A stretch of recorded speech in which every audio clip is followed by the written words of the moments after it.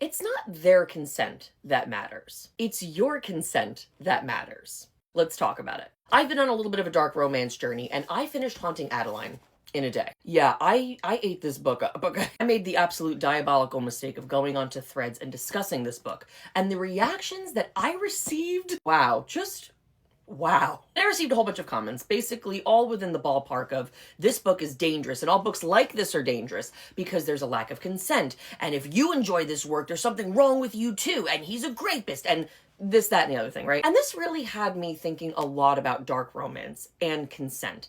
And I have something to say.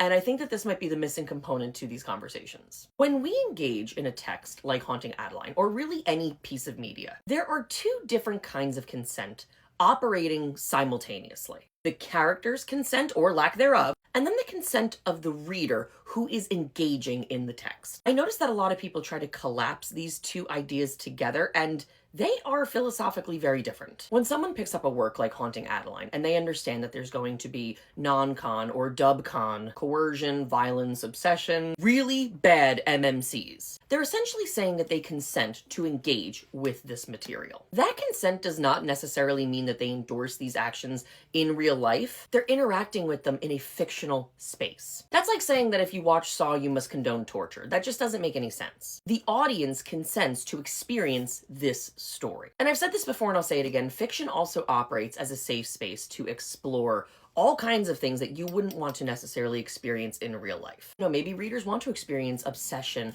and possession, surrender, loss of control, all of these different things. This is a fake place for all of those wild fantasies to happen. Audiences get to control the experience. If they don't like what they're experiencing, they can just put the book down. I often see critics say that, the relationships within dark romance are not consensual. And to that I say, but the reader experience is consensual, and that is the consent that matters. Let me know what you guys think in the comments.